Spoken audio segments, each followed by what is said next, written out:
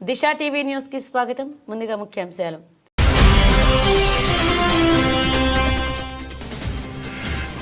Great service society వారి ఆధ్వర్యంలో high స్కూల్లో విద్యార్థులకు రగ్గులు మరియు హైజీనిక్ గిఫ్ట్ ప్యాకెట్లు పంపిణీ చేశారు. వినపాక ఎమ్మెల్యే పాయం వెంకటేశ్వర్.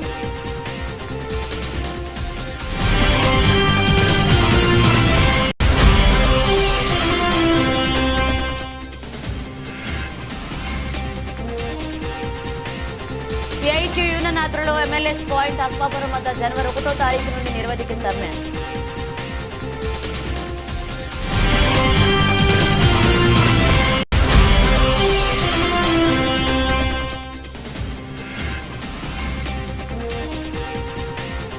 సజ్జల కుటుంబంపై భూ కబ్జా ఆరోపణలు, విచారణకు పవన్ ఆదేశం.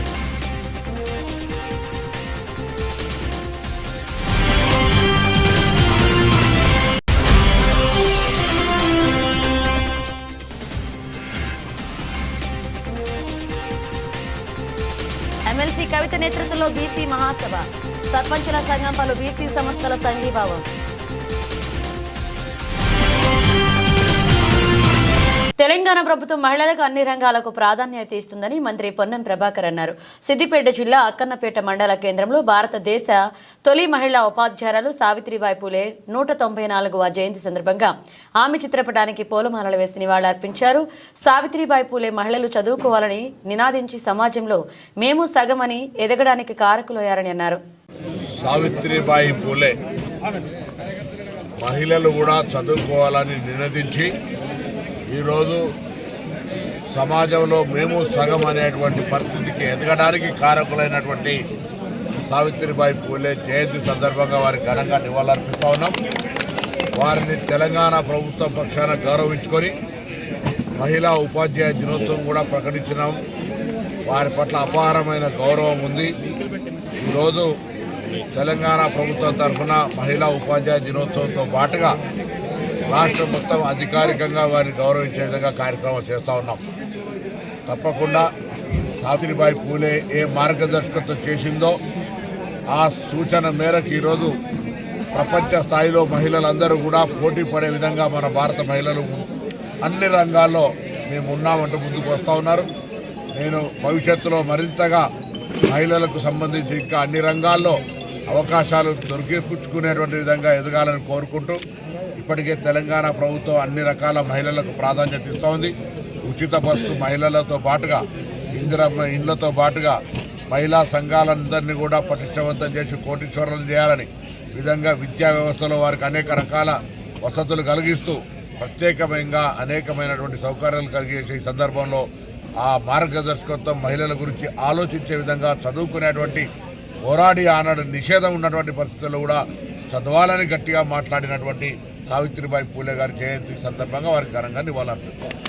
రోడ్డు నిబంధనలు పాటిస్తూ ప్రతి ఒక్కరూ ద్విచక్ర వాహనదారులు హెల్మెట్ ధరించాలని సిద్దిపేట ఏసీపీ మధు తెలిపారు. జనవరి మాసాన్ని రోడ్డు భద్రతా మాసంగా ప్రకటించినట్లుగా తెలియజేశారు. రోడ్డు భద్రతా వారోత్సవాల్లో భాగంగా సిద్దిపేట పాత బస్టాండ్ వద్ద హెల్మెట్ పై అవగాహన బైక్ ర్యాలీని ఏసీపీ మధు జెండా ఊపి ప్రారంభించారు. అనంతరం ద్విచక్ర వాహనదారులకు సిద్దిపేట పోలీసులు పువ్విచ్చి హెల్మెట్ పై అవగాహన కల్పించారు. ఈ నెల అనంతరం రోడ్డు నిబంధనలు పాటించని వాహనదారులపై కేసులు నమోదు చేస్తామని ఏసీపీ హెచ్చరించారు. సిద్దిపేట జిల్లా ప్రజలకు నూతన సంవత్సర శుభాకాంక్షలు. తెలంగాణ రాష్ట్ర ప్రభుత్వం ఈ జనవరి నెల మొత్తంగా రోడ్ సేఫ్టీ మాసంగా ప్రకటించడం జరిగింది. ఈ సందర్భంగా ఈ నెల మొత్తం కూడా ప్రతిరోజు కూడా ఒక ప్రోగ్రాం చేయడం జరుగుతుంది. దానిలో భాగంగా ఈరోజు సిద్దిపేట ప్రజలకు జిల్లా ప్రజలకు హెల్మెట్ మీద అవగాహన కల్పించడానికి నిర్ణయించినది. అదేవిధంగా రేపు సీట్ బెల్ట్ మీద అవగాహన కల్పించడం జరుగుతుంది. ఈ విధంగా రోజుకొక ప్రోగ్రాము చేయటం జరుగుతుంది. కాబట్టి ప్రజలందరూ కూడా దీన్ని గమనించి సేఫ్టీ మాసోత్సవాన్ని గమనించి అందరూ కూడా దాన్ని పాటించవలసిందిగా కోరుతున్నాం. అదేవిధంగా అందరూ కూడా దాన్ని అలవాటుగా చేసుకొని ప్రయాణాన్ని కొనసాగించవలసిందిగా ఈ సందర్భంగా అందరినీ కోరుతున్నాను. ఈరోజు ఏం చేయటం లేదు, తర్వాత మేము అవగాహన కల్పించిన తర్వాత కేసులు బుక్ చేయడం జరుగుతుంది. తమ జీవనాధారమైన తాటి ఈత వనాన్ని సోలార్ ప్రాజెక్టు కోసం నేలమట్టం చేస్తున్నారు అంటూ పెద్దపల్లి జిల్లా కలెక్టరేట్ వద్ద పాలకుర్తి మండలం రానాపూర్, కన్నాల, లక్ష్మీపూర్ గ్రామాలకు చెందిన గౌడ సంఘాల నాయకులు ఆందోళన చేపట్టారు. తరతరాలుగా కులవృత్తిని నమ్ముకుని జీవిస్తున్న తమకు జీవనాధారమైన తాటి ఈత చెట్లను రాత్రి వేళల్లో ఎన్టీపీసీ అధికారులు ఎలాంటి సమాచారం ఇవ్వకుండా నేలమట్టం చేస్తున్నారు అని ఆరోపించారు. తమకు నష్టపరిహారం చెల్లించి బాధ్యులైన అధికారులపై చర్యలు తీసుకుని న్యాయం చేయాలని డిమాండ్ చేశారు. నా పేరు జాగిర్ అంజీ గౌడ్, సర్వాయి పాపన్న మోకుదెబ్బ గౌడ సంక్షేమ సంఘం రాష్ట్ర అధ్యక్షునిగా వివరిస్తున్నాను. నేను ఈ క్రమం లోపల పెద్దపల్లి జిల్లా మన తెలంగాణకే ఆదర్శమైనటువంటి జిల్లా.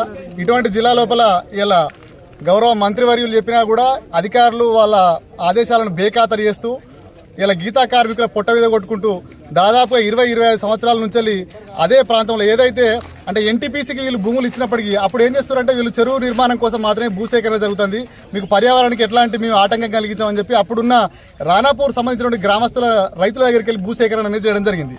తద్వారా అప్పటి నుంచి వాళ్ళు ఏం చేస్తున్నారంటే ఆ ప్రాంతంలో ఈత చెట్లు ప్రత్యక్షంగా ఇప్పుడు కూడా మనం ఆన్ ఫీల్డ్ వైజ్ చూస్తే క్షేత్రస్థాయిలో చూసినట్టయితే ఈ రోజు కూడా అదే గ్రామానికి సంబంధించినటువంటి గీతా కార్మికులు అక్కడ తాళ్ళు ఈదులు గీసుకుంటా వాళ్ళు జీవనోపాధి పొందడం జరుగుతుంది. మరి ఈ క్రమం లోపల జరిగినటువంటి ఒక దుర్మార్గమైన చర్య ఏంటంటే ఆ ప్రాంతానికి సంబంధం అంటే కొన్ని గ్రామాలు అక్కడికి వెళ్ళి. నా పేరు వడ్లకొండ రవీంద్ర గౌడ్, నేను ఎల్కల్పల్లి గ్రామం నుంచి వచ్చాను. నేను ఈరోజు వచ్చిన కారణం ఏంటంటే నేను గత 40 సంవత్సరాల నుంచి మా నాన్న ఈదులు గీస్తూ బతుకుతారు. ఎన్టీపీసీ ప్రభావిత గ్రామం అది ఎల్కల్పల్లి. ఎన్టీపీసీ ప్రభావిత గ్రామం అయిన రాణాపురం, కన్నాల వీళ్ళ గౌడ సంఘం పిలుపు మేరకు నేను ఈరోజు రావడం జరిగింది.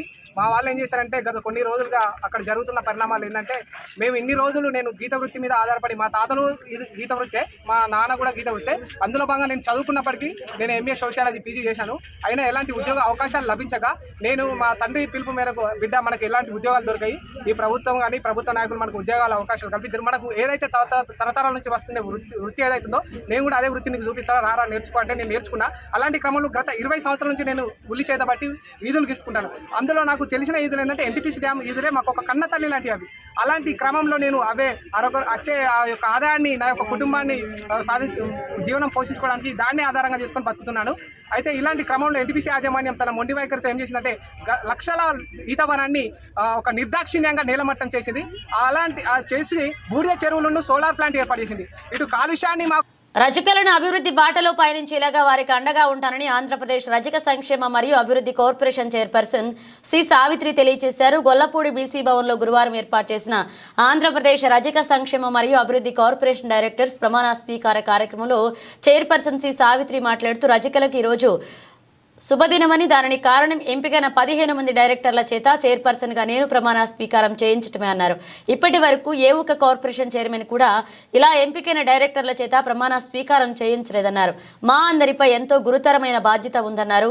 ప్రభుత్వం అందించే అన్ని సంక్షేమ అభివృద్ధి ఫలాలు రజకులకు అందించి వారికి సమాజంలో ఒక గుర్తింపు తీసుకొస్తామన్నారు. అంతేకాకుండా రజకుల సంక్షేమానికి ఉపాధికి సంబంధించిన జీవోలను ప్రభుత్వం అమలు చేసి వారికి వృత్తిపరంగా మరింత ప్రోత్సహించాలన్నారు. రాష్ట్రంలో ఉన్న అన్ని సంక్షేమ హాస్టల్స్లో బట్టలు ఉతికే పనిని రజకులకు అందించే విధంగా ప్రభుత్వం చర్యలు తీసుకోవాలని, దీనికోసం ఉన్న జీవోలను పటిష్టంగా అమలు చేయాలన్నారు.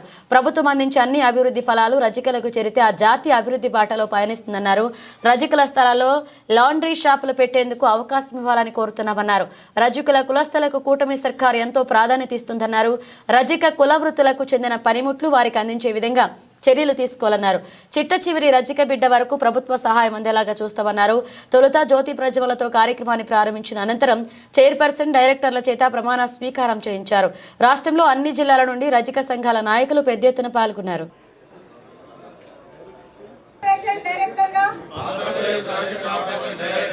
నిజమైన విశ్వాసం విధేయత చూపుతానని ఆంధ్రప్రదేశ్ రజక కార్పొరేషన్ సంక్షేమం మరియు అభివృద్ధి కార్పొరేషన్ విధి విధానాలను కర్తవ్యాలను శ్రద్ధతో అంతఃకరణ శుద్ధితో నిర్వహిస్తానని భయం కానీ పక్షపాతం కానీ రాగద్వేషాలు కానీ లేకుండా ఆంధ్రప్రదేశ్ రాష్ట్ర రజక అభివృద్ధి కార్పొరేషన్ యొక్క మార్గదర్శకాల ప్రకారం ప్రభుత్వం విధి విధానాలను అమలు చేస్తానని దైవ సాక్షిగా ప్రమాణం చేస్తున్నాను.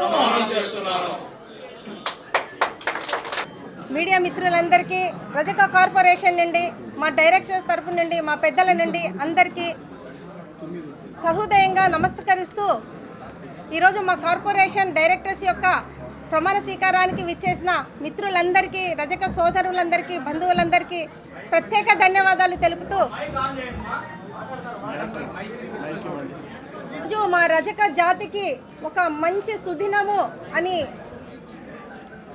ప్రముఖంగా మేము గట్టిగా నమ్ముతూ ఒక విషయాన్ని మీడియా పరంగా మేము వెల్లడించదలుచుకున్నాము. ఈరోజు మా బీసీ మినిస్టర్ సవితా మేడం గారు వస్తారు అనే ఆశతో ఉన్నాము. చివరి క్షణంలో రాలేకపోయారు. వారికి మేము మా రజక కమ్యూనిటీ రజక కార్పొరేషన్ నుండి కొన్ని వినతి పత్రాలు ఉన్నాయి. వాటిని మేము మేడం గారికి మెమరాండం ఇస్తూ కొన్ని సదుపాయాలు మాకు కావాలని కోరడం జరుగుతుంది. వారు మాకు మరీ టైం కేటాయిస్తాము అన్నారు. ఇప్పుడు రాలేకపోయినా ఈ మధ్య కాలంలో రాష్ట్ర కార్పొరేషన్ రజక కార్పొరేషన్ బాధ్యత తీసుకున్న తర్వాత మొదటగా ఆంధ్రప్రదేశ్లో రజక వెల్ఫేర్ కమిటీ ఏదైతే ఉందో అన్ని జిల్లాలలో మళ్ళీ పునః ప్రారంభం కావాలని జియో 6ను ఇంప్లిమెంట్ చేయాలని ప్రిన్సిపల్ సెక్రటరీ గారికి అలాగే జిల్లా కలెక్టర్స్ గారికి మేము ఒక రిప్రజెంటేషన్ ఇచ్చాము. వారందరూ పెద్దలు సానుకూలంగా స్పందించి వాటి అమలు కోసము ప్రయత్నం చేశారు. ఇంప్లిమెంట్ చేస్తున్నారు. కొన్ని జిల్లాలలో వచ్చేసింది, మిగతా జిల్లాలో తొందరలో వెల్ఫేర్ కమిటీ ప్రారంభమవుతుంది. రెండవది జియో నెంబర్ 27 ఏదైతే గవర్నమెంట్ ఇన్స్టిట్యూషన్స్ ఉన్నాయో వాటన్నింటిలోన రజక సోదరులకు సోదరీమణులకు రావాల్సిన ఏదైతే ఉద్యోగాలు ఉన్నాయో అవి కేవలం రజకులకు మాత్రమే రావాలి అని మేము ఒక రిప్రజెంటేషన్ ఇచ్చాము.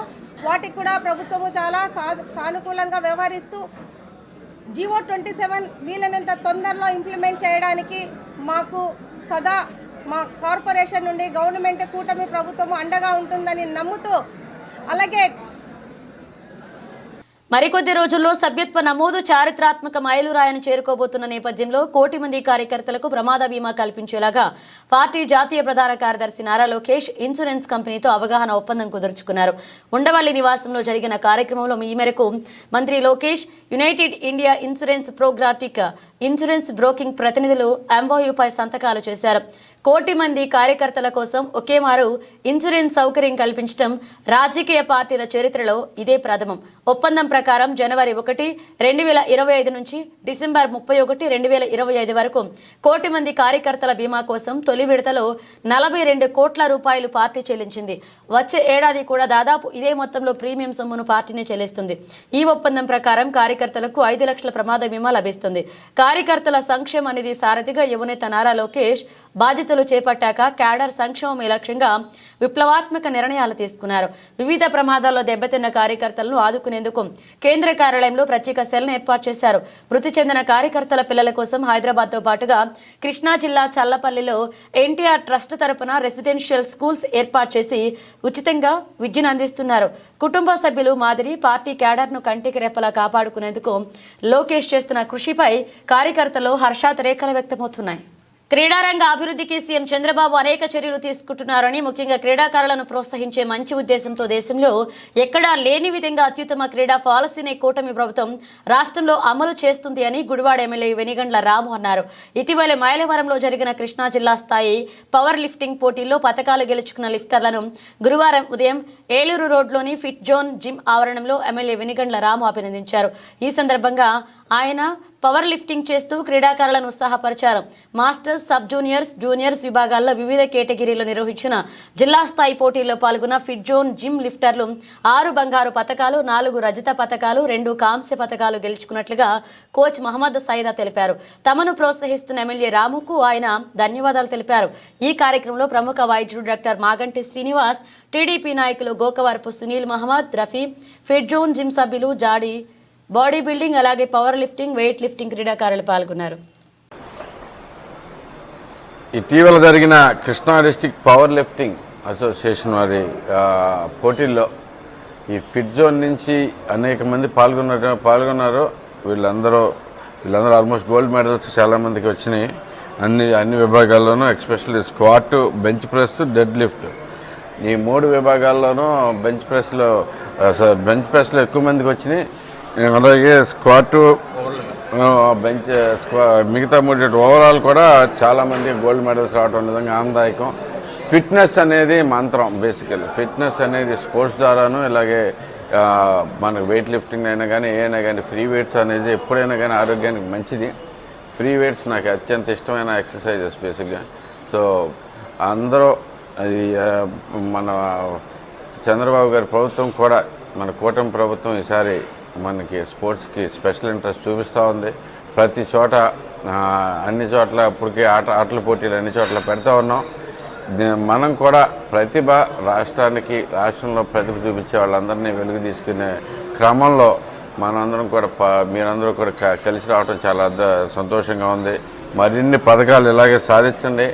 అలాగే స్పోర్ట్స్ని ఒక ఇంట్రెస్ట్గా తీసుకుని ఎప్పుడైనా కానీ రన్ చేసుకుంటే మనకు కూడా మన ప్రభుత్వానికి కూడా చాలా మంచి పేర్లు వస్తాయని చెప్పేసి, అంతేకాకుండా 5% రిజర్వేషన్ కూడా కల్పించే అవకాశం ఉంది, కల్పిస్తున్నాం. కాబట్టి మన ప్రభుత్వంలో అందరూ స్పోర్ట్స్ని కూడా ఇంట్రెస్ట్లో చూపించండి. చదువులతో పాటు స్పోర్ట్స్ కూడా మంచిది. వ్యక్తిత్వ వికాసానికి ఎప్పుడైనా కానీ స్పోర్ట్స్ బాగా హెల్ప్ చేస్తాయి. చదువుకుంటే ఎంత జ్ఞానం వస్తుందో మనకి సహజంగా మనిషిగా మనం ఎదగడానికి కూడా స్పోర్ట్స్ చాలా దోహదపడుతుందని చెప్పేసి అందరికీ సెలవు తీసుకుంటున్నాను. మరొకసారి ఫిట్ జోన్ వారందరికీ కంగ్రాచులేషన్స్ చెప్పాలి. పవర్ లిఫ్టింగ్ కూడా జాబ్స్ రైల్వే జాబ్స్ చేస్తే రైల్వే జాబ్స్ పోర్టల్లో జాబ్స్ వస్తాయి. రైల్వే జాబ్స్ వస్తాయి. Thank you.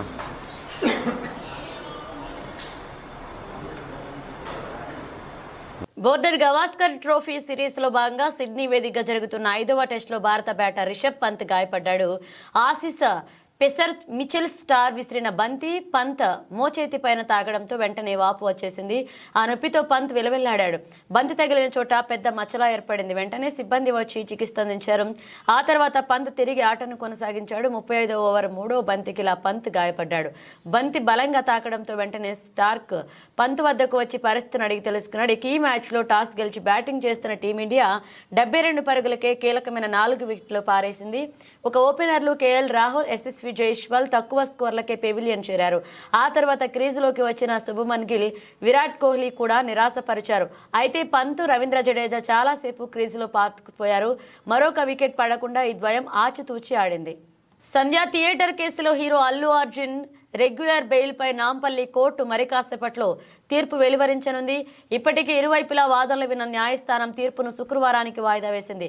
ఇదే కేసులో బన్నీకి హైకోర్టు మధ్యంతర బెయిల్ ఇచ్చిన విషయం తెలిసిందే. కాగా పుష్ప 2 బెనిఫిట్ షో సందర్భంగా సంధ్యా థియేటర్ వద్ద జరిగిన తొక్కిసలాట ఘటనలో రేవతి అనే మహిళ మృతి చెందింది. ఆమె మరణానికి కారణం అంటూ అల్లు అర్జున్ పై చిక్కడపల్లె పోలీసులు కేసు నమోదు చేశారు.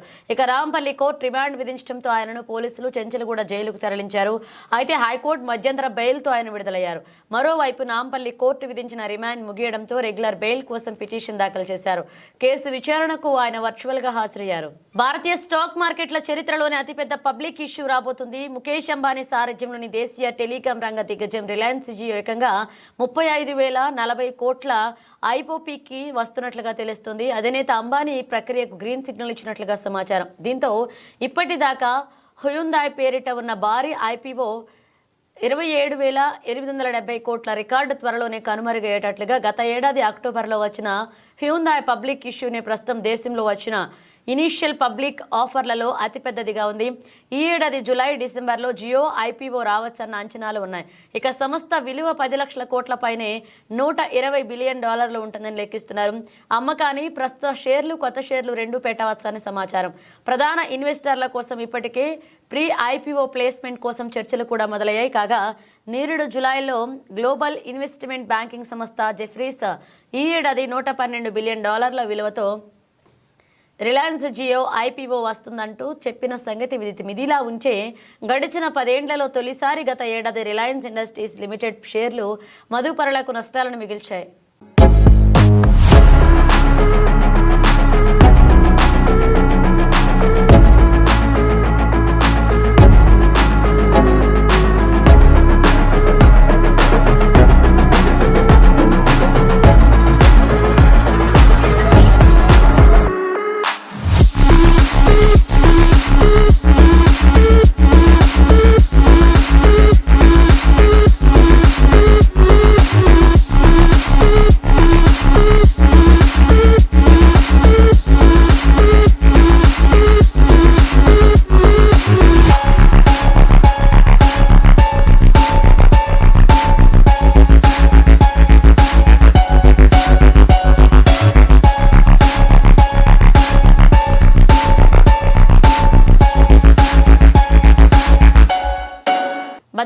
కొత్తగూడెం జిల్లా మనుగూరు మండలం పరిధిలోని మనుగూరు జడ్పీహెచ్ఎస్ హై స్కూల్లో గ్రేస్ సర్వీస్ సొసైటీ వారి ఆధ్వర్యంలో హై స్కూల్లో విద్యార్థులకు రగ్గులు మరియు హైజీనిక్ గిఫ్ట్ ప్యాకెట్లను పంపిణీ చేశారు. పినపాక ఎమ్మెల్యే పాయం వెంకటేశ్వర్లు వారు మాట్లాడుతూ గ్రేస్ సర్వీస్ సొసైటీ వారు అనేక సేవా కార్యక్రమాలు చేస్తున్నారు.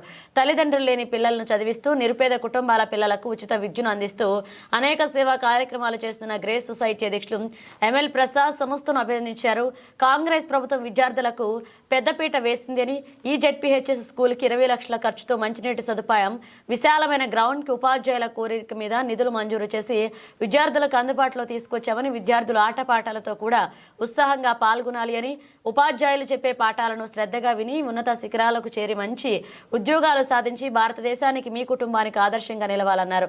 ఈ కార్యక్రమానికి Manuguru MEO Swarnalatha, ZPHS school HM Nagajyothi, grace service society అధ్యక్షులు ఎంఎల్ ప్రసాద్, మనుగూరు మండల కాంగ్రెస్ పార్టీ అధ్యక్షులు పిననరి నవీన్, కాంగ్రెస్ పార్టీ మండల నాయకులు, మహిళా నాయకులు, కార్యకర్తలు పాల్గొన్నారు.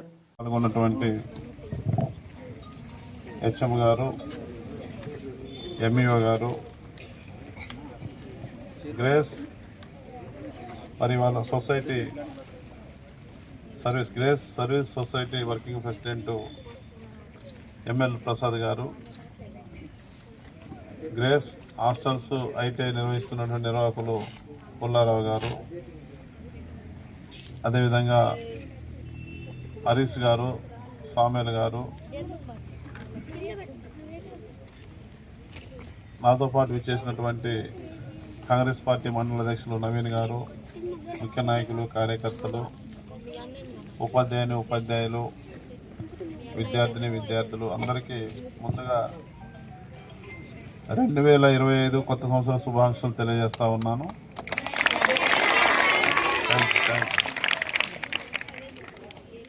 ఈరోజు జనవరి 2వ తారీఖు కొత్త సంవత్సరంలో నిన్నే అడుగుపెట్టాం. మనం వీడ్కోలు కూడా ఘనంగా పలికాం. మన ప్రాంతంలో, మన తెలంగాణ వ్యాప్తంగా కూడా 2023 ఎండింగ్ రోజున తెల్లవారులు సంబరాలు సరదాలతోని దేశం మొత్తం, ప్రపంచం మొత్తం కూడా కొత్త సంవత్సరానికి వెల్కమ్ చెప్పడం జరిగింది. 2024 సంవత్సరంలో మనం మంచి చెడు సుఖాలు సంతోషాలు అన్నీ కూడా అనుభవించి ఒక మెమొరీగా మనల్ని వదిలేసి వెళ్ళింది 2024 సంవత్సరం. అవన్నీ కూడా మనకు జీవితంలో మరచిపోలేనటువంటి జ్ఞాపకాలు. ఈ కొత్త సంవత్సరంలో కూడా మనందరికీ, ప్రజలందరికీ మంచి జరగాలని, సుఖ సంతోషాలు దేవుడు ప్రసాదించాలని. కామారెడ్డి బీసీ డిక్లరేషన్ అమలుతో పాటుగా స్థానిక సంస్థల ఎన్నికల్లో బీసీలకు 42% రిజర్వేషన్లు అమలు చేయాలన్న ప్రధాన డిమాండ్లతో ఎమ్మెల్సీ తెలంగాణ జాగృతి అధ్యక్షులు కల్వకుంట్ల కవిత రాష్ట్ర ప్రభుత్వంపై రణబేరీ మోగించారు. ఈ విషయాల్లో గత కొన్నాళ్లుగా బీసీలో చైతన్యం తీసుకొస్తున్న ఆమె శుక్రవారం హైదరాబాద్లో పెద్ద ఎత్తున బీసీ మహాసభ నిర్వహణకు ముందుకొచ్చారు. ప్రముఖ సంఘ సంస్కర్త సావిత్రిబాయి పూలే జయంతిని పురస్కరించుకుని ఇందిరాపారు వద్ద ఈ బీసీ మహాసభ నిర్వహించనున్నారు. కవిత పిలుపు మేరకు ఇప్పటికే వివిధ బీసీ ప్రజా సంఘాలు మహాసభకు సంఘీభావం ప్రకటించాయి. తాజాగా గురువారం మరొక 2 సంఘాలైన విద్యార్థి జేఏసీ, అంబేద్కర్ యువజన సంఘాలు తమ సంపూర్ణ మద్దతును ప్రకటించాయి. ఎమ్మెల్సీ కవిత తలపెట్టిన బీసీ మహాసభ కార్యక్రమానికి గురువారం సాయంత్రం వరకు పోలీసులు అనుమతి ఇవ్వకపోవడంపై సర్వత్రా ఉత్కంఠ నెలకొంది. ముందుగా నిర్ణయించిన కార్యక్రమానికి అనుమతి ఇవ్వకపోవడంపై బీసీ సంఘాల ప్రతినిధులు ఆందోళన నెలకొంది. దీంతో ప్రభుత్వ తీరుపై బీసీ సంఘాలు తీవ్రంగా మండిపడ్డాయి. భద్రాద్రి కొత్తగూడెం జిల్లా అస్పాపురం మండలంలో తెలంగాణ సివిల్ సప్లై జీసీసీ హమాలీ వర్కర్లు యూనియన్ సిఐటియు యూనియన్ ఆధ్వర్యంలో ఎంఎల్ఎస్ పాయింట్ అస్పాపురం వద్ద జనవరి 1వ తారీఖు నుండి నిరవధిక సమ్మె కొనసాగిస్తూ వాళ్ల న్యాయమైన డిమాండ్లు పరిష్కరించాలని డిమాండ్ చేశారు. 3/10/2024 జరిగిన వేతన ఒప్పందం ప్రకారం జీవో విడుదల చేయాలని, అలాగే సివిల్ సప్లై హమాలీల వలె జీసీసీ హమాలీలకు పీఎఫ్ సౌకర్యం కల్పించాలని, సివిల్ సప్లై జీసీసీ హమాలీలకు పని భద్రత కల్పించాలని, జీవో ప్రకారం జనవరి 2025 నుండి ఏరియర్స్తో సహా చెల్లించాలని, 60 సంవత్సరాల పైబడిన హమాలీలకు పింఛన్ సౌకర్యం కల్పించాలని తదితర డిమాండ్లను పరిష్కరించాలని డిమాండ్ చేశారు. కార్యక్రమంలో హమాలీలు ఐలయ్య, లింగయ్య, ఉప్పలయ్య, శ్రీను, లింగారెడ్డి పాల్గొన్నారు. వైసీపీ కీలక నేత సజ్జల రామకృష్ణారెడ్డి కుటుంబంపై భూ కబ్జా ఆరోపణలు వచ్చాయి. కడప శివార్లో 52 ఎకరాల చుక్కల భూములు, అటవీ భూములు, ప్రభుత్వ భూములను సజ్జల కుటుంబీకులు ఆక్రమించుకున్నారు అంటూ వచ్చిన ఆరోపణలు రాజకీయంగా కలకలం రేపుతున్నాయి. ఈ కబ్జా వ్యవహారంపై ఏపీ ప్రభుత్వం సీరియస్ అయింది. భూ కబ్జా వ్యవహారంపై విచారణ జరపాలి అంటూ డిప్యూటీ సీఎం పవన్ కళ్యాణ్ ఆదేశాలు జారీ చేశారు. సజ్జల కుటుంబం కబ్జాలపై పూర్తి నివేదిక ఇవ్వాలని అటవీ రెవెన్యూ శాఖ అధికారులను ఆదేశించారు. పేదల ప్రభుత్వ భూముల జోలికి ఎవరు వచ్చినా సహించేది లేదు అని ఆయన హెచ్చరించారు. డిప్యూటీ సీఎం ఆదేశాలతో అధికారులు విచారణకు నిమిత్తం రంగంలోకి దిగారు. ఫారెస్ట్ రెవెన్యూ అధికారుల భూములను సర్వే చేస్తున్నారు. మరొక వైపు ఈ భూముల్లోనే సజ్జల గెస్ట్ హౌస్ కట్టుకున్నట్లుగా తెలుస్తోంది. ఇటీవలే దక్షిణ కొరియా, కజకిస్తాన్లలో వరుసగా జరిగిన ఘోర విమాన ప్రమాద ఘటనలను మరువక ముందే అమెరికాలో మరొక ప్రమాదం జరిగింది. దక్షిణ కాలిఫోర్నియాలో ఒక చిన్న విమానం ఘోర ప్రమాదానికి గురైంది.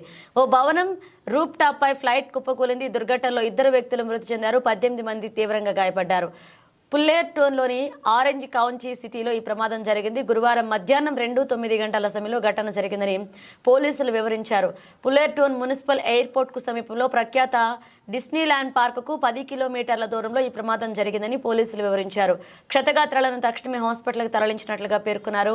విమానం కూలిన చోట భారీగా మంటలు ఎగిసిపడ్డాయని, దట్టమైన పొగ ఆవరించిందని సమాచారం అందిన వెంటనే ఘటనా స్థలానికి చేరుకుని ఆర్పివేశామని పోలీసులు తెలిపారు. భద్రతా నిమిత్తం చుట్టుపక్కల భవనాల్లో జనాలను ఖాళీ చేయించామన్నారు. విమానం కూలిన భవనం కమర్షియల్ సముదాయమని, బిల్డింగ్ కొంతమేర దెబ్బతిందని పోలీసులు పేర్కొన్నారు.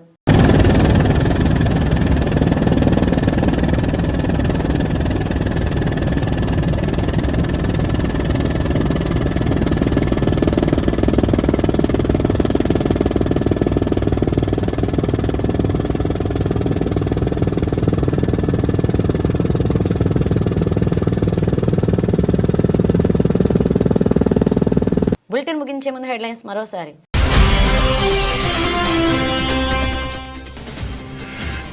గ్రేట్ సర్వీస్ సొసైటీ వారి ఆధ్వర్యంలో హై స్కూల్లో విద్యార్థులకు రగ్గులు మరియు హైజీనిక్ కిట్లు ప్యాకెట్లు పంపిణీ చేశారు. వినపాక ఎమ్మెల్యే పాయం వెంకటేశ్వర్.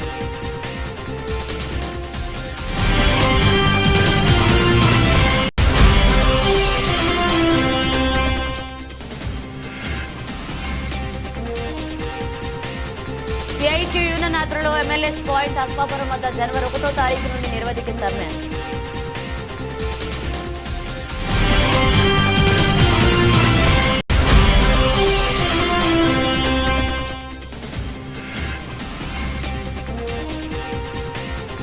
సజ్జల కుటుంబంపై భూ కబ్జా ఆరోపణలు, విచారణకు పవన్ ఆదేశం.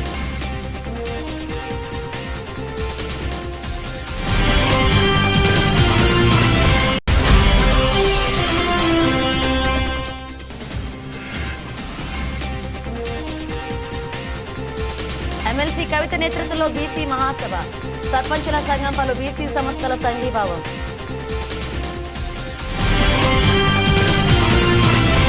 ఇవి బులెటిన్ అప్డేట్స్. మరిన్ని అప్డేట్స్తో మళ్ళీ కలుద్దాం.